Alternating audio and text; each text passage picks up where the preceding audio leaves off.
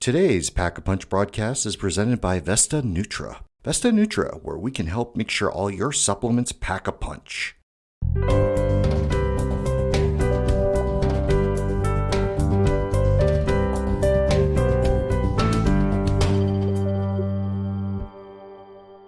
Ladies and gentlemen, I want to welcome you to the Pack-a-Punch podcast. My name is Val Richard, and I'm here with Richard Pinner. Hey, Val, how's it going? How's things been happening? Whoa, it's just been going great.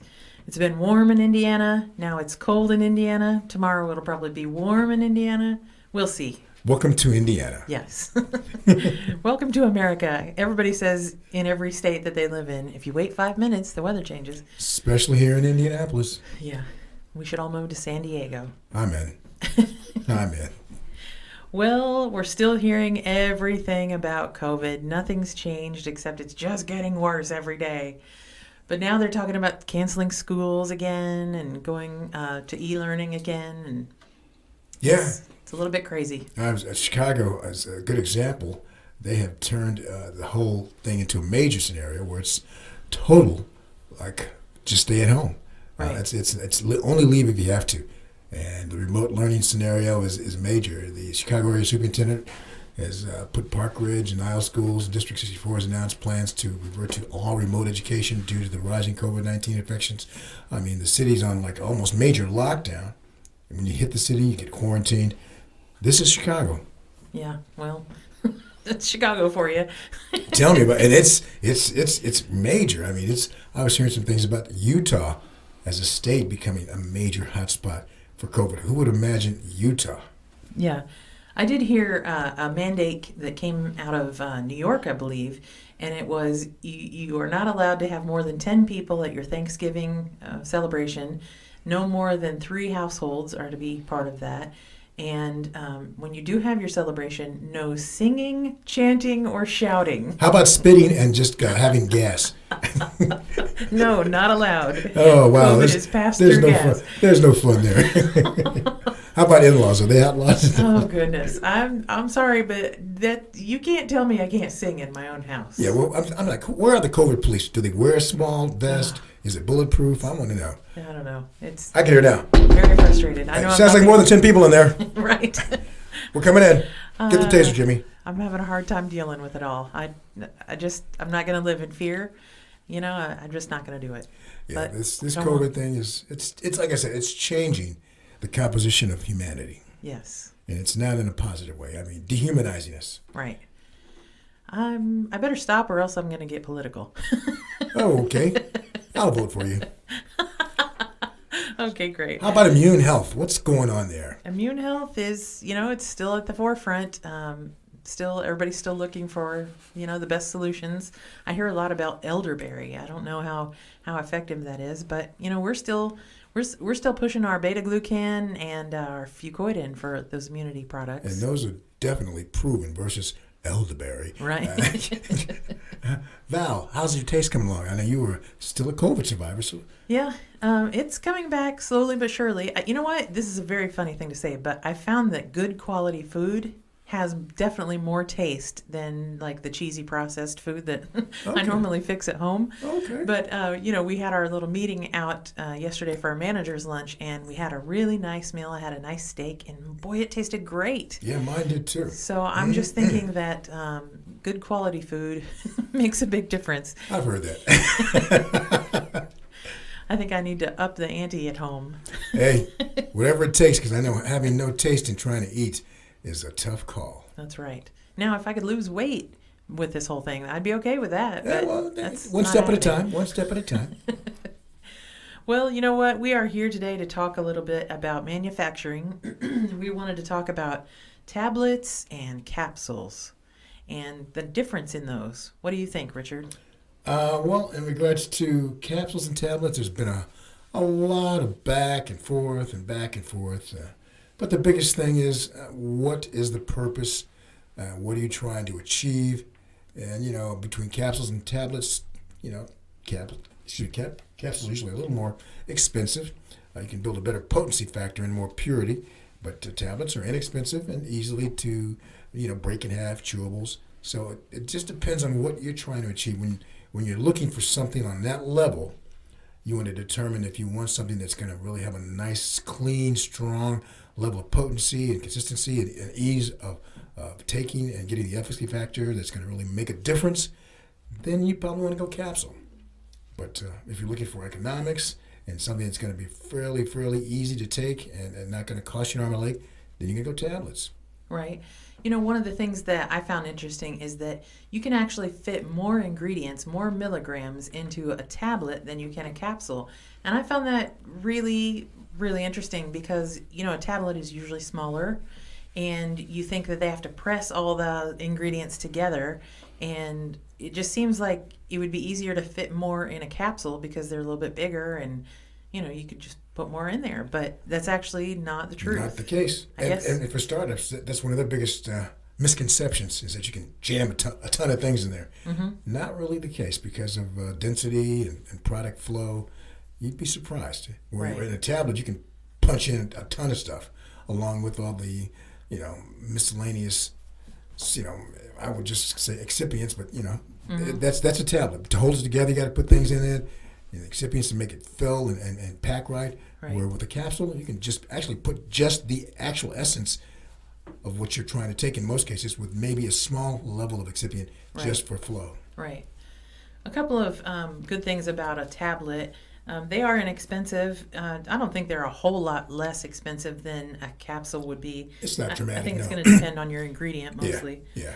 But they seem to last longer. They have a longer shelf life, tablets do. True. And again, that was one that was interesting to me. I would have thought that a tablet could start to disintegrate faster than a capsule would. But I guess especially if you were looking at a coated tablet, Right. they can be enteric coated. I think they can be clear film coated. You can put colors on the outside of them. But with that coating, they have a longer shelf life. And that shelf life is a big deal. When you're talking about something you're going to have a 30-day supply of, or maybe a year supply of, you know, Right. you get these vitamins, multivitamins. There's like 200 vitamins in that thing, Right. and they're tablets. A good thing about tablets is that if you only wanted to take half a dose or even a quarter of a dose, you know, you can cut your tablets in half. They have those cute little tablet slicers. Oh yeah, that's very true. So Very true. that's kind of a good thing because I know for me at night sometimes I'll take some sleep stuff and I always cut it in half so that I'm not like too sleepy in the morning. Yeah, well, but that is a very, very, very good point because I mean, with a capsule, you can't do that. Yeah. But you know, when you talk about fillers, can they be a bad thing? I suppose I don't think they're harmful to your body. I don't think there's anything unsafe about them, but you know, it's just you're just kind of paying for extra. Like I don't know why you'd just want extra junk, you know. Right. And fillers are usually just for packaging and for the point of being able to manufacture. Yeah. So going back to tablets, another good thing about them is that you can have chewable or dissolvable pills. Pills, tablets, and that's pretty cool. Like for instance, one of our products here is a chewable vitamin B12 pill, Which is delicious. Yeah, it's like eating a breath mint. And with the xylitol, it actually is a breath mint. Yeah, that's true. But it's filled with energy and focus of B12. You better believe it. I'm hooked. I think you take those, don't you? I'm going to confess I'm a B12 addict. Yeah, you are. It's not been easy. But those are pretty good options that you don't have with capsules, is that you can get chewable and dissolvable. So that's pretty cool. Yeah, it is. And, you know, a lot of people always say something about tablets. Sometimes they can be irritating and uneven in digestion, and but less palatable. Right. But you have to take the pros and the cons. The shelf life, the fact of how you can break it down into smaller portions. Those are big pluses. Mm-hmm.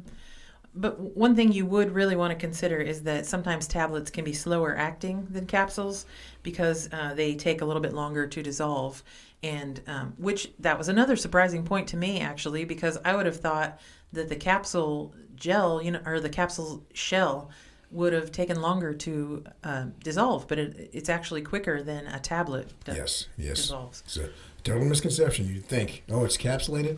Oh, that's going to take forever. Not really. A lot quicker. So then going to capsules, just like what we just said, they're fast acting. They tend to break down more quickly, and they they will, because they're breaking down, you'll get quicker relief from for your symptoms than you Sure. will with tablets. And from a packaging standpoint, there's a slight variance, but not too significant. Yes, true. I mean, pills, you can put 60, 80, 100, 90 in a bottle. Mm-hmm. Capsules, the same thing. Right.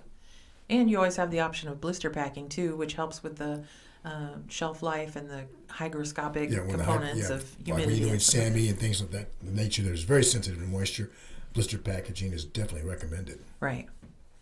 Now, we talked about cutting the capsules in half, and the one thing you can do cutting the tablets in half, I'm sorry. The one thing you can do with capsules is just pull apart the capsule and only use half of the powder. And that's actually something I do for my dogs. I give them beta-glucan, and I split one capsule and I give them each half of a capsule of beta-glucan. Okay.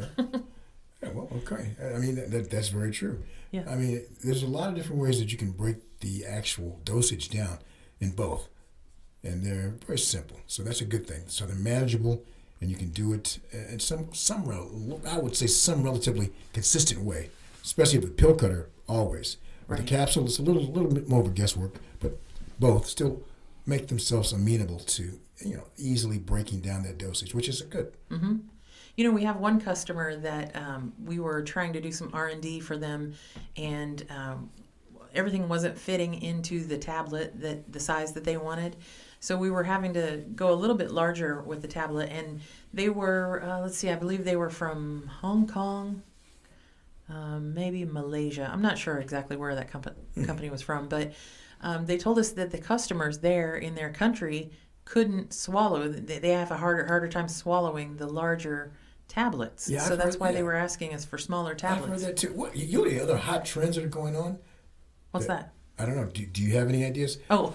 I'm curious. But no, I've heard in the Pacific Rim, they do prefer a smaller tablet. I don't know. Maybe just their physical makeup. I think the physiology. They have a throat. smaller throat. Who knows? I don't know. I haven't ever heard of anything until that company was telling us that their customers prefer smaller. They said they want smaller. And that's interesting, though. It is interesting. Well, the only other hot trends I can think about it is going back to our beta-glucan 1,3-D, Fucoidan. The demand is extremely high. And with the advent of the flu season coming in, it's only heightened people's awareness. I mean, the demand is through the roof. Right. There is one really new hot item, and it is a half. It's a capsule that is part soft gel, so it's half liquid and half powder. And I think that's about the coolest thing I've ever seen. Now, we don't do that here at Vesta because we specialize in dry products, but you can get a capsule that's half oil and half powder, and that's pretty neat. I have heard about those, yeah. Yeah. Interesting way of taking things, but yeah. So that's pretty much the difference between tablets and capsules, and I hope somebody learned something today. You're right. I hope they did learn a lot today, and it's been a wonderful show. I think we had a great dialogue about capsules and tablets, and we want to make sure that you don't forget to look for us on Facebook at Pack a Punch Podcast or on the internet at info.vesta.com/Pack-a-Punch and say hello to us and let us know your thoughts. And if you have any questions, anything you'd like for us to cover or talk about, we may not know it, but we'll do some research and try to address that situation. Because we're here for you guys, so thanks again for being with us, and don't forget to pack a punch.